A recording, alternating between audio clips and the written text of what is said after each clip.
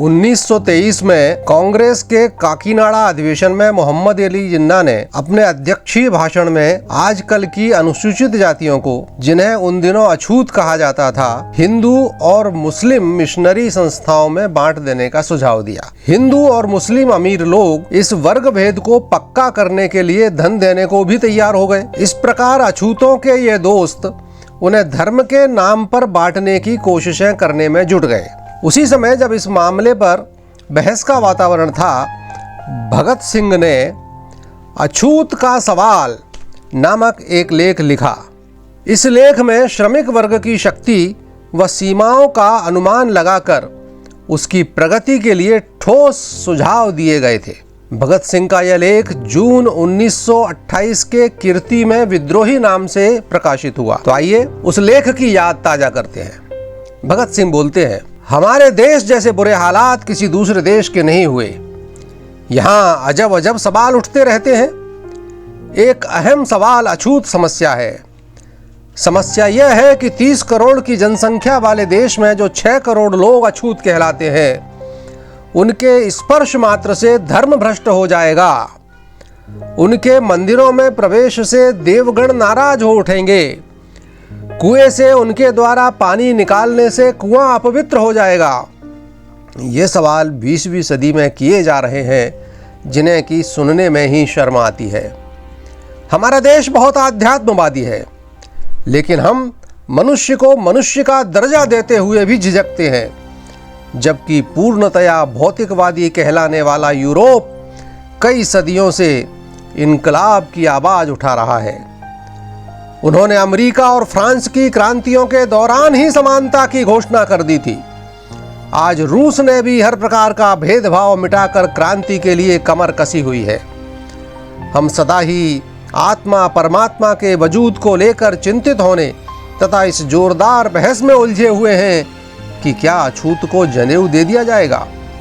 वे वेद शास्त्र पढ़ने के अधिकारी हैं अथवा नहीं। हम उलाहना देते हैं कि हमारे साथ विदेशों में अच्छा सलूक नहीं होता। अंग्रेजी शासन हमें अंग्रेजों के समान नहीं समझता।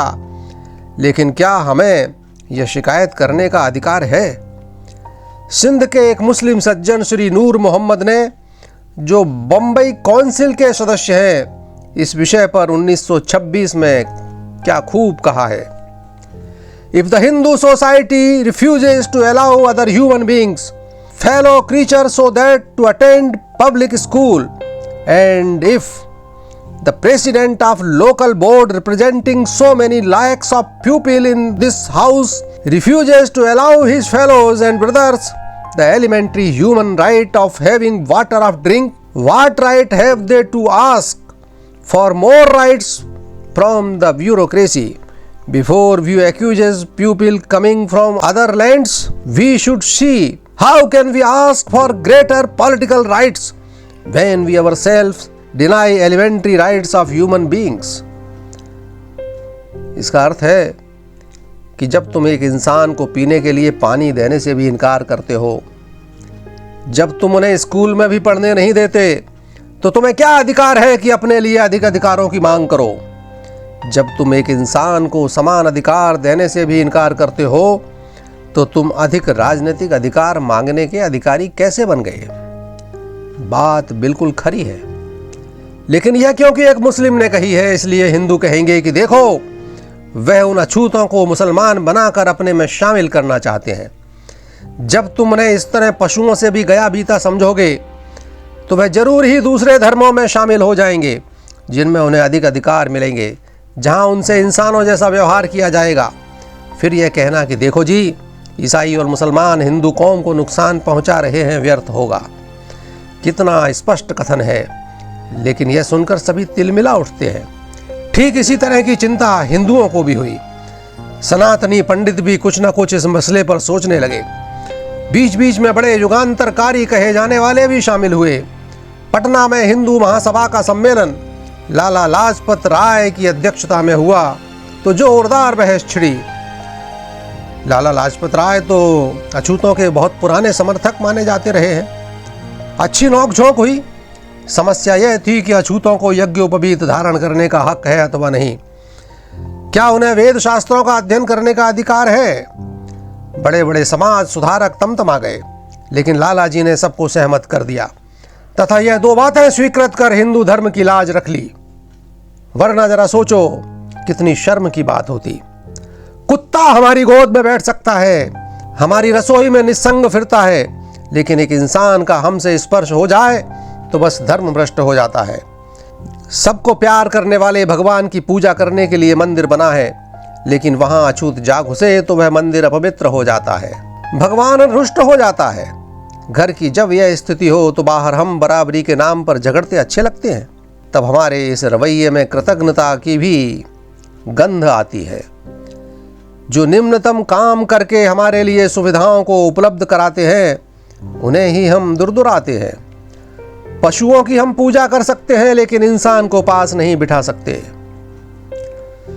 आज इस सवाल पर बहुत शोर हो रहा है। उन विचारों पर आजकल विशेष ध्यान दिया जा रहा है। देश में मुक्ति कामना जिस तरह बढ़ रही है, उसमें सांप्रदायिक भावना ने और कोई लाभ पहुंचाया हो अथवा नहीं, लेकिन एक लाभ जरूर पहुंचाया है। अधिक अधिकारों की मांग के लिए अपनी अपनी कौमों की संख्या बढ़ाने की चिंता सबको हुई। मुस्लिमों ने जरा ज्यादा जोर दिया। उन्होंने अछूतों को मुसलमान बनाकर अपने बराबर अधिकार देने शुरू कर दिए। इससे हिंदुओं के अहम को चोट पहुंची, स्पर्धा बढ़ी, फसाद भी हुए। धीरे धीरे सिखों ने भी सोचा कि हम पीछे न रह जाएं। उन्होंने भी अमृत छकाना प्रारंभ कर दिया। हिंदू सिखों के बीच अछूतों के जनेऊ उतारने या केश कटवाने के सवालों पर झगड़े हुए। अब तीनों कौमें अछूतों को अपनी अपनी ओर खींच रही हैं। इसका बहुत शोर शराबा है। उधर ईसाई चुपचाप उनका रुतबा बढ़ा रहे हैं। चलो, इस सारी हलचल से ही देश के दुर्भाग्य की लानत दूर हो रही है। इधर जब अछूतों ने देखा कि उनकी वजह से इनमें फसाद हो रहे हैं तथा उन्हें हर कोई अपनी अपनी खुराक समझ रहा है, तो वे अलग ही क्यों न संगठित हो जाएं। इस विचार के अमल में अंग्रेजी सरकार का कोई हाथ हो अथवा ना हो, लेकिन इतना अवश्य है कि इस प्रचार में सरकारी मशीनरी का काफी हाथ था। आदि धर्म मंडल जैसे संगठन उस विचार के प्रचार का परिणाम है। अब एक सवाल और उठता है, इस समस्या का सही निदान क्या हो? इसका जवाब बड़ा अहम है। सबसे पहले यह निर्णय कर लेना चाहिए कि सब इंसान समान हैं तथा न तो जन्म से कोई भिन्न पैदा हुआ और न कार्य विभाजन से। अर्थात क्योंकि एक आदमी गरीब मेहतर के घर पैदा हो गया है, इसलिए जीवन भर मैला ही साफ करेगा और दुनिया में किसी तरह के विकास का काम पाने का उसको कोई हक नहीं है। ये बातें फिजूल है। इसके साथ एक दूसरी गड़बड़ी हो गई। लोगों के मनों में आवश्यक कार्यों के प्रति घृणा पैदा हो गई। हमने जुलाहे को भी दुत्कारा। आज कपड़ा बुनने वाले भी अछूत समझे जाते हैं। यूपी की तरफ कहार को भी अछूत समझा जाता है। इससे बड़ी गड़बड़ी पैदा हुई। ऐसे में विकास की प्रक्रिया में रुकावटें पैदा हो रही हैं। इन तबकों को अपने समक्ष रखते हुए हमें चाहिए कि हम ना तो इन्हें अछूत कहें और ना समझें, बस समस्या हल हो जाएगी। नौजवान भारत सभा तथा नौजवान कांग्रेस ने जो ढंग अपनाया है वह काफ़ी अच्छा है। जिन्हें आज तक अछूत कहा जाता रहा, उनसे अपने इन पापों के लिए क्षमा याचना करनी चाहिए तथा उन्हें अपने जैसा इंसान समझना, बिना अमृत छकाए, बिना कलमा पढ़ाए या शुद्धि किए उन्हें अपने में शामिल करके उनके हाथ से पानी पीना, यही उचित ढंग है। और आपस में खींचतान करना और व्यवहार में कोई भी हक न देना कोई ठीक बात नहीं है। जब गांवों में मजदूर प्रचार शुरू हुआ, उस समय किसानों को सरकारी आदमी यह बात समझा कर भड़काते थे कि देखो, ये भंगी चमारों को सिर पर चढ़ा रहे हैं और तुम्हारा काम बंद करवाएंगे। बस किसान इतने में ही भड़क गए। उन्हें याद रखना चाहिए कि उनकी हालत तब तक नहीं सुधर सकती जब तक कि वे इन गरीबों को नीच और कमीन कहकर अपनी जूती के नीचे दबाए रखना चाहते हैं। अक्सर कहा जाता है कि वे साफ नहीं रहते। इसका उत्तर साफ है, वे गरीब हैं। गरीबी का इलाज करो। ऊंचे ऊंचे कुलों के गरीब लोग भी कोई कम गंदे नहीं रहते। गंदे काम करने का बहाना भी नहीं चल सकता, क्योंकि माताएं बच्चों का मैला साफ करने से मेहतर तथा अछूत तो नहीं हो जाती। लेकिन यह काम उतने समय तक नहीं हो सकता जितने समय तक कि अछूत कौमें अपने आप को संगठित न कर लें। हम तो समझते हैं कि उनका स्वयं को अलग संगठनबद्ध करना तथा मुस्लिमों के बराबर गिनती में होने के कारण उनके बराबर अधिकारों की मांग करना बहुत आशाजनक संकेत है। या तो सांप्रदायिक भेद की झंझट ही खत्म करो, नहीं तो उनके अलग अधिकार उन्हें दे दो। काउंसिलों और असेंबलियों का कर्तव्य है कि वे स्कूल, कॉलेज, कुएं तथा सड़क के उपयोग की पूरी स्वतंत्रता उन्हें दिलाएं। जवानी तौर पर ही नहीं वरन साथ ले जाकर उन्हें कुओं पर चढ़ाएं। उनके बच्चों को स्कूलों में प्रवेश दिलाएं। लेकिन जिस लेजिस्लेटिव में बाल विवाह के विरुद्ध पेश किए बिल तथा मजहब के बहाने हाय तौबा मचाई जाती है, वहाँ वे अछूतों को अपने साथ शामिल करने का साहस कैसे कर सकते हैं। इसलिए हम मानते हैं कि उनके अपने जनप्रतिनिधि हों, वे अपने लिए अधिक अधिकार मांगें। हम तो साफ कहते हैं कि उठो, अछूत कहलाने वाले असली जनसेवकों तथा भाइयों, उठो, अपना इतिहास देखो। गुरु गोविंद सिंह की फौज की असली शक्ति तुम ही थे। शिवाजी तुम्हारे भरोसे पर ही सब कुछ कर सके, जिस कारण उनका नाम आज भी जिंदा है। तुम्हारी कुर्बानियां स्वर्णाक्षरों में लिखी हुई है। तुम जो नित्य प्रति सेवा करके, जनता के सुखों में बढ़ोतरी करके और जिंदगी संभव बनाकर यह बड़ा भारी एहसान कर रहे हो, उसे हम लोग नहीं समझते। लैंड एलियनेशन एक्ट के अनुसार तुम धन एकत्र कर भी जमीन नहीं खरीद सकते। तुम पर इतना जुल्म हो रहा है कि मिस मेयो मनुष्यों से भी कहती हैं, उठो, अपनी शक्ति पहचानो, संगठनबद्ध हो जाओ। असल में स्वयं कोशिश किए बिना कुछ भी न मिल सकेगा। Those who would be free must themselves strike the blow। स्वतंत्रता के लिए स्वाधीनता चाहने वालों को यत्न करना चाहिए। इंसान की धीरे धीरे कुछ ऐसी आदत हो गई है कि वह अपने लिए तो अधिक अधिकार चाहता है, लेकिन जो उनके मातहत हैं उन्हें वह अपनी जूती के नीचे ही दबाए रखना चाहता है। कहावत है, लातों के भूत बातों से नहीं मानते। अर्थात संगठनबद्ध हो, अपने पैरों पर खड़े होकर पूरे समाज को चुनौती दे दो, तब देखना कोई भी तुम्हें तुम्हारे अधिकार देने से इनकार करने की जुर्रत न कर सकेगा। तुम दूसरों की खुराक मत बनो, दूसरों के मुंह की ओर न ताको, लेकिन ध्यान रहे, नौकरशाही के झांसे में मत फंसना।